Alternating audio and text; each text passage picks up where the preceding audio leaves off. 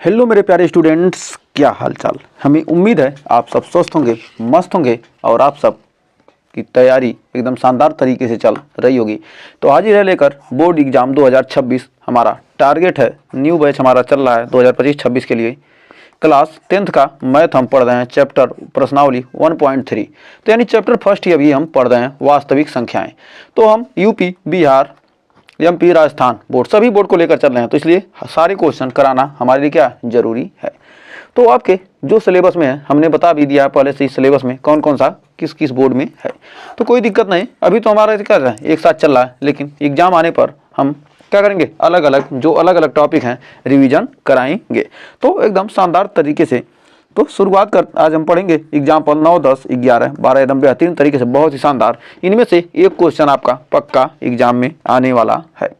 तो कह रहा है एक छोटा सा मोटिवेशन के साथ शुरुआत करते हैं कि बीता हुआ कल क्या है, तुम्हारे दिमाग में है और आने वाला कल तुम्हारे हाथ में है।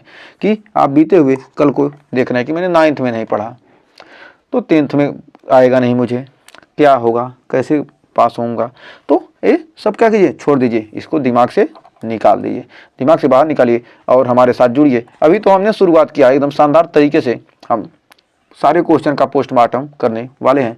तो आज का देखिए हमें कितना लाना है, 95 प्लस हमारा टारगेट है बोर्ड एग्जाम में लाना। तो आप हमारा साथ देंगे तो हम आपके लिए बेहतरीन से बेहतरीन कंटेंट प्रोवाइड कर रहे हैं। तो आइए शुरुआत करते हैं। सबसे पहले हम जानते हैं एक छोटा सा प्रमेय है 1.3 का। मान लीजिए P एक अभाज्य संख्या है, कोई क्या है, P हमारा क्या है, एक अभाज्य संख्या है। जो हमारा P है एक अभाज्य संख्या है और कह रहा P ए स्क्वायर को विभाजित करता है। मतलब ए स्क्वायर में हम क्या करते हैं, P से भाग देते हैं।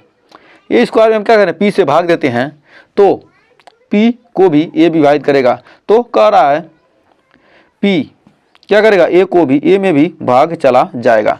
तो यदि क्या है ए स्क्वायर मतलब किसी संख्या का स्क्वायर, यदि क्या हो P अभाज्य संख्या मान लेते हैं, P हमारा क्या 3 है और हमारा ए स्क्वायर कितना है, ए स्क्वायर का मान लेते हैं क्या 9 है या 9, हमारा 9 क्या है 3 से विभाज्य यानी 3 बार में कट जाएगा। तो हमारा कह रहा है मतलब हमारा P बराबर यदि क्या है, ए बराबर हम क्या लेते हैं, ए बराबर 3 लेते हैं। तो ए बराबर 3 लेते हैं तो ए बराबर 3 लेंगे तो क्या हमारे ए स्क्वायर के बाद मान के ना हो जाएगा 9/3, तो यानी विभाजित कर दिया। तो अब यहाँ पर ए हमने 3 लिया है और P का मान अब भी हमारा क्या 3 है, P बराबर भी हमारा 3 है। तो हमारा 3 से 3 कट गया यानी क्या हो गया, ए भी क्या हो गया P से विभाज्य है। यदि किसी संख्या का स्क्वायर किसी संख्या से विभाज्य है तो वह संख्या भी क्या होगी, विभाज्य होगी। तो ये चीज़ ध्यान रखिए। यहाँ क्या यदि हमारा ए बराबर क्या लेते हैं, ए बराबर 4 लेते हैं और P बराबर क्या लेते हैं 2, तो हमारा ए का स्क्वायर करते हैं। ए का स्क्वायर करेंगे तो हमारा कितना हो जाएगा, 4 का स्क्वायर क्या होगा 2 से विभाजित हो जाएगा। तो 4 का स्क्वायर 2 से विभाजित कर जाएगा यानी 16/2 यानी कितना हो जाएगा 8। और कह रहा है ए में हम 4 से भाग देते हैं, ए हमारा कितना है 4 और P हमारा क्या 2, तो 2 बार में कट जाएगा तो यानी क्या होगा ये भी विभाजित है। तो इसी प्रमेय का हम क्या करेंगे, यूज करने वाले हैं। यदि ए स्क्वायर बटे P बराबर होता है A/P, मतलब क्या है ए स्क्वायर P से विभाज्य है तो ए भी क्या होगा P से विभाज्य होगा। तो हमें उम्मीद है यहाँ तक कोई डाउट नहीं होगा। तो अब क्वेश्चन अभी प्रमेय को सिद्ध करेंगे, अपरिमेय संख्याओं को सिद्ध करने में इसका यूज होगा। तो आइए शुरुआत करते हैं। तो बहुत ही शानदार क्वेश्चन कह रहा है कि सिद्ध कीजिए कि √2 एक अपरिमेय संख्या है। जो करड़ी में 2 है एक कैसी संख्या है, यह अपरिमेय संख्या है। तो हमें इस प्रमेय 1.4 को प्रूफ करना है।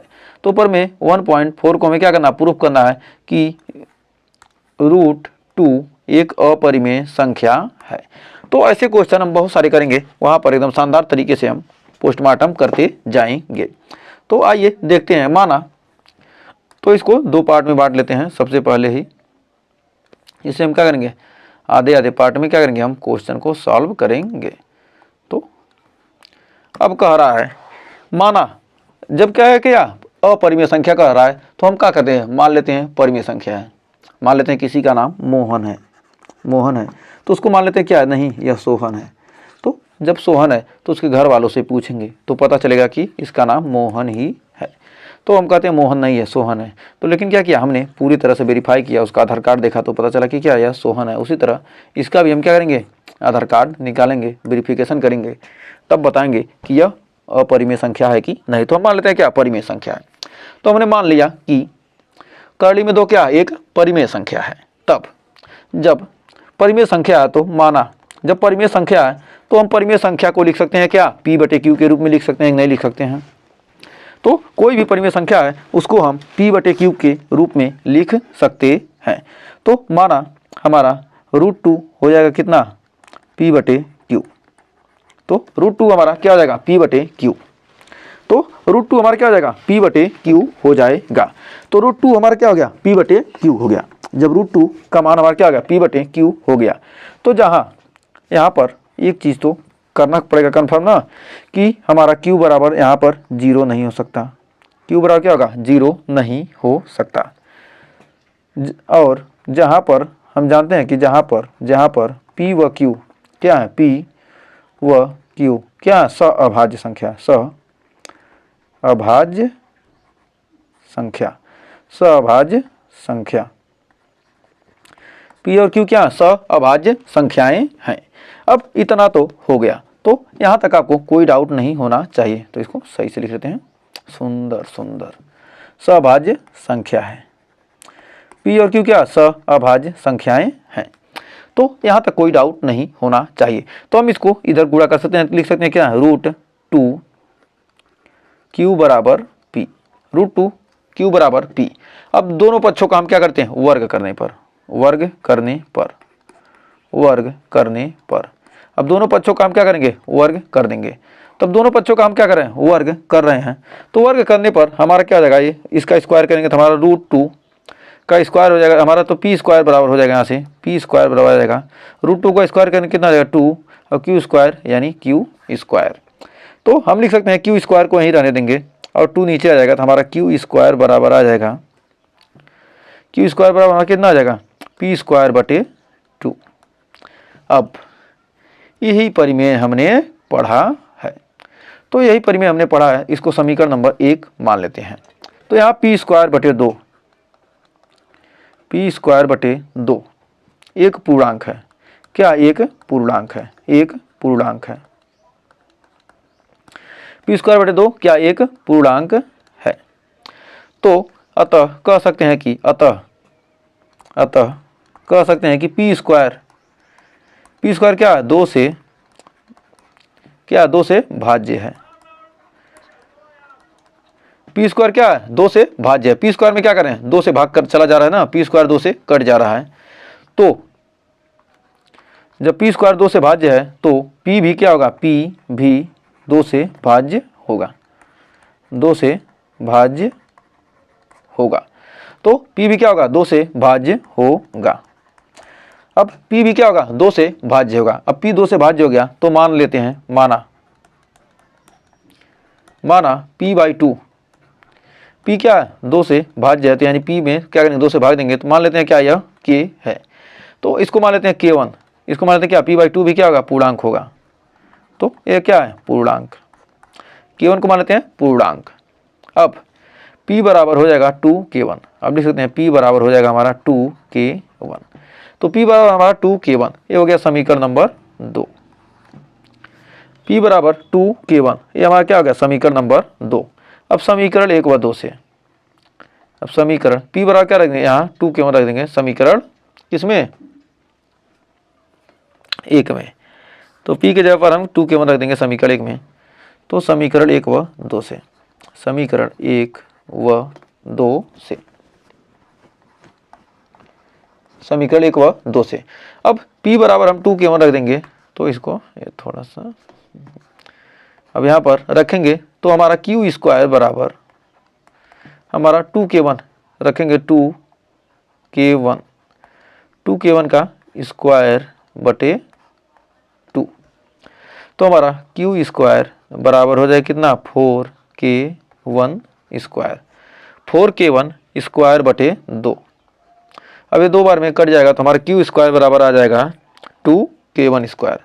तो हमारा यहाँ पर Q² बराबर आ जाएगा कितना, 2K1 स्क्वायर। तो 2k1 स्क्वायर आ गया, तो अब हमारा k1 बराबर यहाँ पर आ जाएगा कितना, क्यू स्क्वायर बाई 2। तो k1 बराबर हमारा क्या आ गया, क्यू स्क्वायर बाई 2।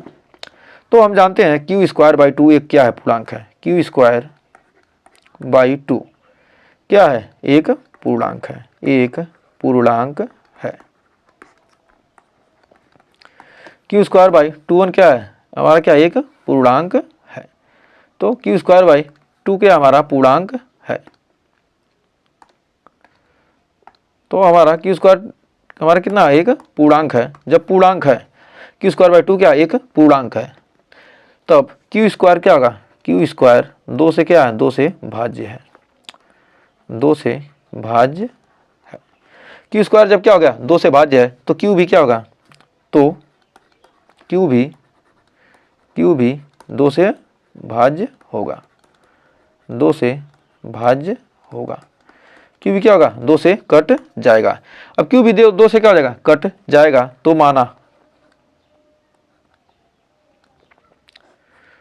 माना क्यू बाई 2, क्यू 2 से भाग चला जाएगा, तो इसको मान लेते हैं क्या, k2। तो हमारा क्यू बराबर हो जाएगा क्या है, हमारा k2 क्या है, पूर्णांक है, k2 को पूर्णांक है, यह क्या हमारा k2 पूर्णांक है। तो हमारा क्यू बराबर क्या हो जाएगा, 2k2 ये हमारा हो गया समीकरण 3। तो समीकरण 3 हो गया। अब समीकरण 1 व 2 से, समीकरण 2 व 3 से, समीकरण 2 व 3 से, अब समीकरण 2 व 3 से, तो हमारा समीकरण 2 p बराबर हमारा कितना आया है, p बराबर आया 2k1 और q बराबर आया है 2k2। तो समीकरण 2 और 3 से, तो हम देख रहे हैं समीकरण 2 है ये और समीकरण 3 है। अतः स्पष्ट है कि अतः समीकरण 2 व 3 से, समीकरण 2 व 3 से स्पष्ट है कि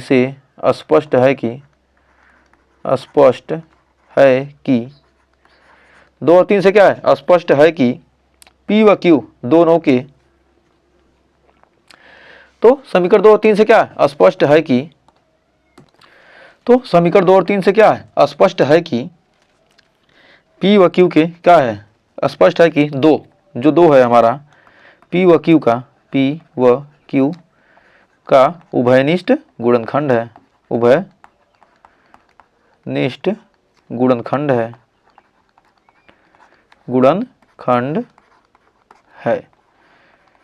जबकि हमने माना था कि जबकि दोनों का उभयनिष्ठ गुणनखंड, जबकि हमने माना था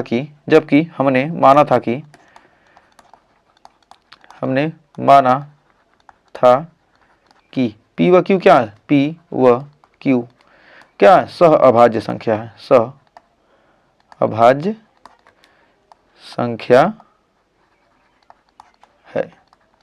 अतः यह विरोधाभास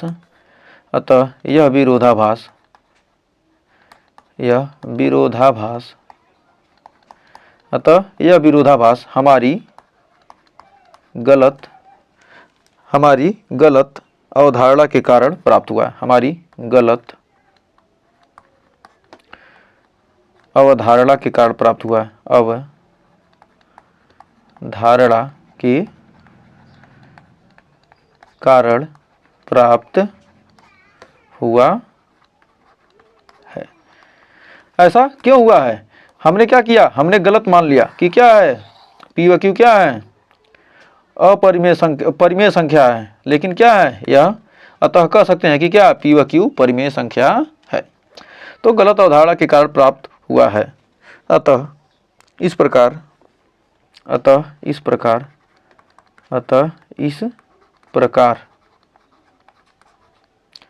कौन सी संख्या हमारी, √2 है ना, √2। अतः इस प्रकार √2 एक अपरिमेय संख्या है, √2 एक अपरिमेय संख्या है। तो क्या लिखते हैं क्या, अतः इस प्रकार √2 एक अपरिमेय संख्या, एक अपरिमेय संख्या है। अतः √2 क्या एक अपरिमेय संख्या है। तो हमें उम्मीद है इसमें आपको कोई डाउट नहीं होगा। अब अगला क्वेश्चन करा, सिद्ध कीजिए कि √3 एक अपरिमेय संख्या। एकदम सेम टू सेम वही काम करना है। तो इसी को हम कॉपी पेस्ट करके आपको थोड़ा सा समझा देते हैं। तो आइए इसको हम कॉपी पेस्ट करके आपको समझा देते हैं। कॉपी और यहाँ पर हम थोड़ा पेस्ट करते हैं और अभी आपको समझाते हैं अच्छे तरीके से। इसको अभी हम समझा रहे हैं, एक सेकंड थोड़ा सा वेट कीजिए। एकदम बेहतरीन तरीके से दोबारा हम क्लियर कर देंगे, आपको कोई भी डाउट नहीं रहेगा।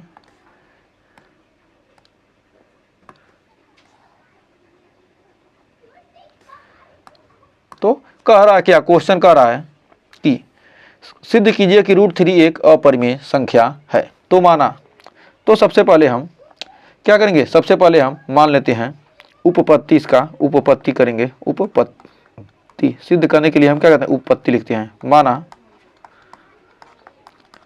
√3 क्या है, एक अपरिमेय संख्या। एक माना √3 एक परिमेय संख्या है।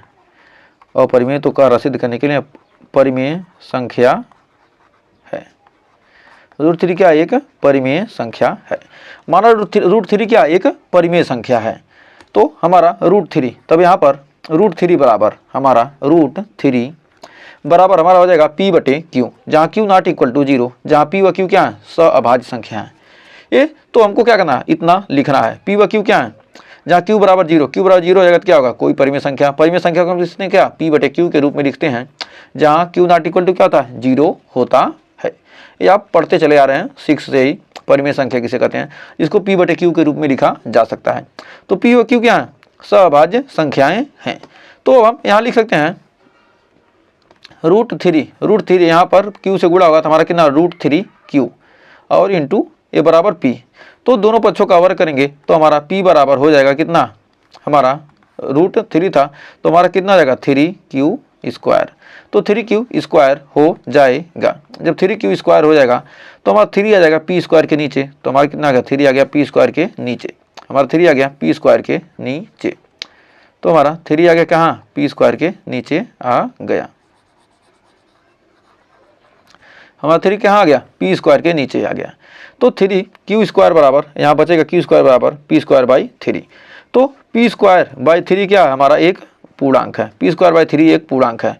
तो P² हमारा क्या होगा, 3 से भाज्य है। तो P² हमारा क्या होगा, 3 से भाज्य है। तो P भी क्या होगा, 3 से भाज्य होगा। तो लिख सकते हैं P/3 बराबर, माना P/3 बराबर क्या, K1। K1 क्या है, K1 हमारा क्या है, एक पूर्णांक है। तो P बराबर हमारा हो जाएगा कितना, 3K1। तो ये हमारा मान लेते हैं इसको समीकरण नंबर 2, इसको समीकरण 1। अब P का मान क्या करेंगे, समीकरण 1 में रख देंगे। तो समीकरण 1 व 2 से तो P²/3 यानी P² के जगह पर क्या रख रहे हैं हम, 3 रख रहे हैं। 3K1 लिख रहे हैं तो क्या जाएगा, 3K1 का क्या जाएगा हमारा स्क्वायर बटे हमारा कितना है 3। तो 3 का स्क्वायर करने के कितना आएगा हमारा 9K1² बटे हमारा कितना आ जाएगा 3। तो 9K1² बटे 3 हो जाएगा। तो 9K1² बटे हमारा 3 हो जाएगा। तो हमें उम्मीद है यहाँ तक आपको कोई डाउट नहीं होगा। तो भाई बढ़ते हैं आगे। अब यहाँ पर थोड़ा सा अभी एक सेकेंड।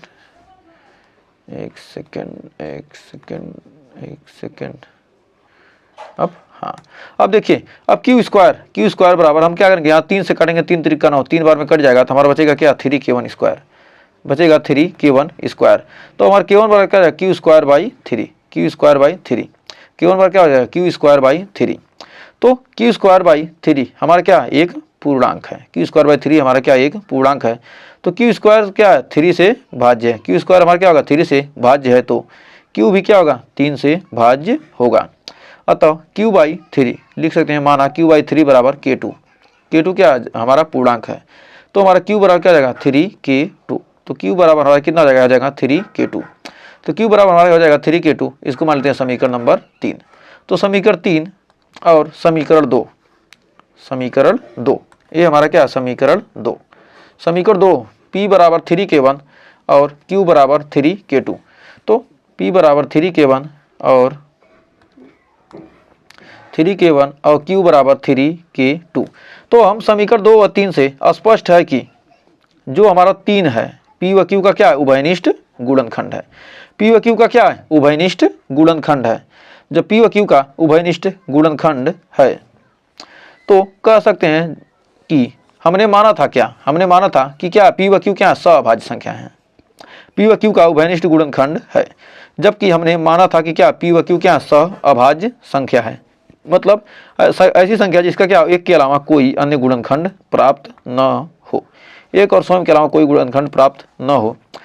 एक के अलावा कोई, मान ली क्या हमने 4 ले लिया और 5 ले लिया, तो इन दोनों का उभयनिष्ठ गुणनखंड क्या एक के अलावा किसी से नहीं कटेगा। दोनों संख्या क्या होगी, एक के अलावा किसी से नहीं कटेगी। तो ऐसी संख्या को कहते हैं उभयनिष्ठ कहते हैं क्या, सहअभाज्य संख्या कहते हैं। तो सहअभाज्य संख्या है जिसका एक के अलावा क्या कोई अन्य गुणनखंड नहीं है। तो एक के अलावा किसी से नहीं कटेगा, लेकिन यहाँ पर क्या हो रहा है, एक के अलावा 3 से कट रहा है। तो हमने क्या माना, यह विरोधाभास क्यों उत्पन्न हो रहा है, यह हमारा गलत आंसर क्यों आ रहा है, क्योंकि हमने क्या किया है, गलत अवधारणा, गलत हमने मान लिया कि क्या P और Q, √3 हमारा क्या है, परिमेय संख्या है। जो कि क्या है, हम कह सकते हैं कि √3 क्या एक अपरिमेय संख्या है। तो हमें उम्मीद है यहाँ तक आपको कोई डाउट नहीं होगा और अच्छे से क्लियर हो गया होगा। तो आइए बढ़ते हैं आगे। तो एक छोटा सा क्वेश्चन है, ये उस तरह से नहीं है, उतना लंबा नहीं जाएगा। कर दर्शाइए कि 5 - कर्लिम 3 एक अपरिमेय संख्या है। तो 5 - 3 कर्लिम 3 क्या एक अपरिमेय संख्या है। तो हम इसको कैसे हल करेंगे, तो एकदम शानदार तरीके से इसको हल करते हैं। माना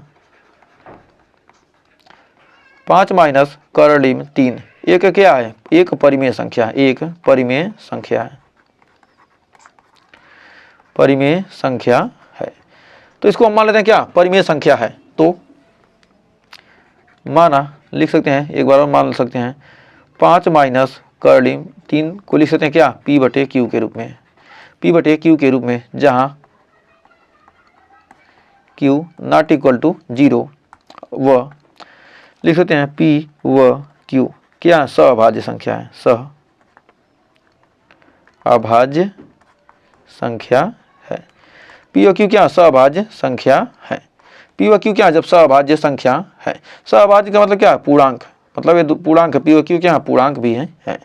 तो हमारा क्या करेंगे, अब लिख सकते हैं 5 - कर्लिम 3, कर्लिम 3 को क्या करते हैं, उधर ले आते हैं और P/Q को यहाँ लिख देते हैं। तो यानी हो जाएगा 5 - P/Q बराबर हमारा कितना आ जाएगा, √3।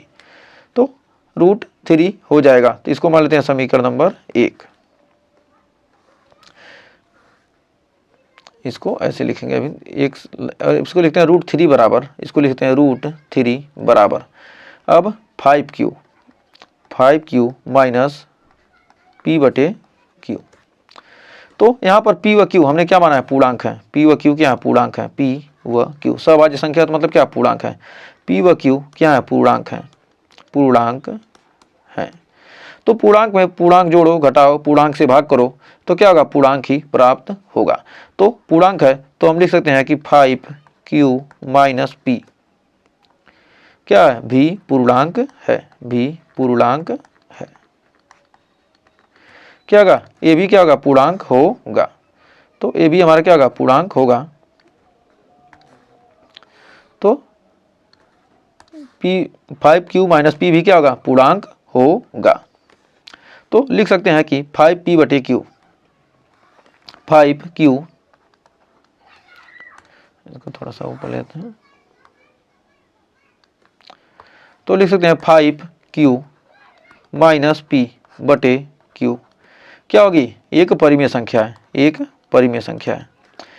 तो ये दो पूर्णांक में पूर्णांक से भाग देंगे तो क्या होगा, हमें परिमेय संख्या प्राप्त होगी। क्या एक परिमेय संख्या है, परिमेय संख्या है, या क्या है, एक परिमेय संख्या है। तो इतना क्या मिल गया हमको, एक परिमेय संख्या मिल गई। तो ये क्या है, पूर्णांक है, लेकिन क्या होगा हमें, यह क्या है, यह एक परिमेय संख्या है। तो जब यह एक परिमेय संख्या है, परंतु √3 हमारी क्या है, परंतु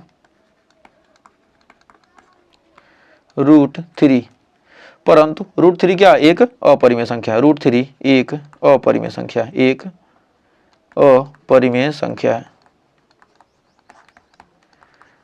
परंतु √3 क्या एक अपरिमेय संख्या है। हमने यहाँ पर देख रहे हैं, यहाँ पर एक तरफ परिमेय आ रहा है, एक तरफ अपरिमेय आ रहा है, तो अपरिमेय है। यह विरोधाभास हमारी क्या है, गलत अवधारणा के कारण उत्पन्न हो रही है। तो अपरिमेय संख्या है, √3 क्या एक अपरिमेय संख्या है, एक परिमेय है एक अपरिमेय है। तो हम कह सकते हैं कि यह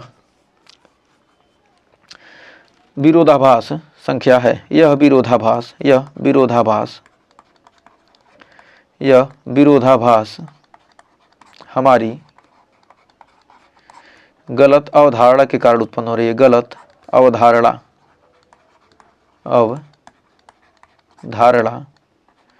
के कारण। यह विरोधाभास क्यों उत्पन्न हो रही है, हमारी गलत अवधारणा के कारण प्राप्त हो रही है, प्राप्त हुआ है।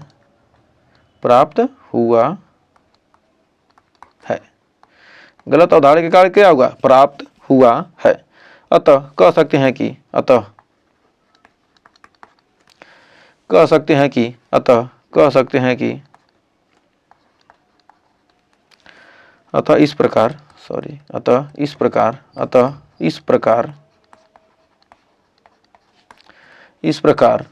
5 - √3 एक अपरिमेय संख्या है, एक अपरिमेय संख्या है। √3 क्या एक अपरिमेय संख्या है। यही हमें क्या करना था, प्रूव करना था। यही हमारा क्या प्रूव्ड हो गया। तो हमें उम्मीद है यहाँ तक आपको कोई डाउट नहीं होगा और अच्छे से क्लियर हो गया होगा। तो इसी तरह 3 कर्णिम 2 भी एक अपरिमेय संख्या है, इसको सिद्ध करना है। सेम काम वही इसमें भी करेंगे। तो इसको हम कैसे सिद्ध करेंगे, तो आइए इसको भी एकदम सेम टू सेम वही काम करते हैं। तो यहाँ पर इसका भी हल करेंगे या प्रूफ उत्पत्ति करेंगे। तो माना 3√2 क्या है, 3√2 परिमेय संख्या है, परिमेय संख्या है। 3√2 क्या है, मान लेते हैं परिमेय संख्या है। तो हम लिख सकते हैं 3√2 को लिख सकते हैं क्या, P/Q के रूप में, जहां P व Q क्या सहअभाज्य संख्या है, सहअभाज्य संख्या है, और जहां Q ≠ 0 है, Q ≠ 0 है। तो लिख सकते हैं √3 को लिख सकते हैं कितना, √2 बराबर हो जाएगा P/3Q, √2 बराबर P/3Q, ये हो जाएगा हमारा समीकरण 1। तो हमारा समीकरण 1 हो गया। जब समीकरण 1 हो गया तो हम जान रहे हैं P, Q व 3 क्या है, पूर्णांक है। 3 भी तो क्या है, पूर्णांक है, P, Q और 3 तीनों क्या है, पूर्णांक हैं। जब तीनों पूर्णांक हैं तो हम कह सकते हैं कि P/3Q भी पूर्णांक है,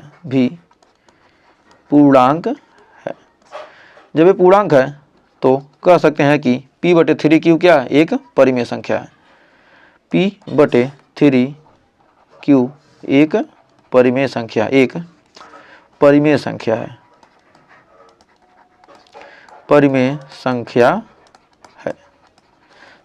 है, परंतु क्या है, यह परिमेय संख्या है, परंतु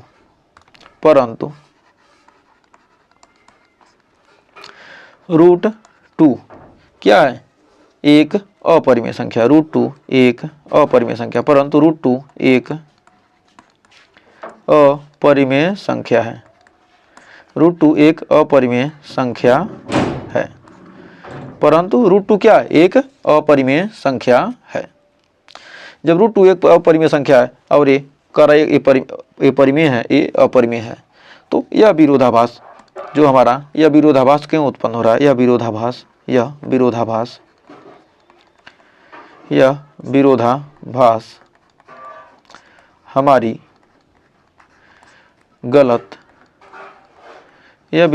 हमारी गलत अवधारणा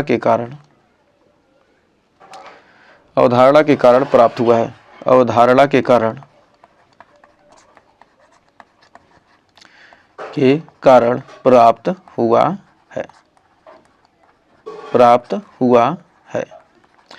यह विरोधाभास हमारी गलत अवधारणा के कारण प्राप्त हुआ है। अतः कह सकते हैं कि 3√2 एक अपरिमेय संख्या, √2 एक अपरिमेय संख्या है। जब हमने गलत मान लिया है तो मतलब सही है कि क्या 3√2 क्या एक अपरिमेय संख्या ही है। तो हमें उम्मीद है यहाँ तक आपको अच्छे से क्लियर हो गए होंगे। तो सारे एग्जाम्पल आपको अच्छे से क्लियर हो गए हों और वीडियो को आपने लास्ट तक देखा तो आपका बहुत बहुत धन्यवाद।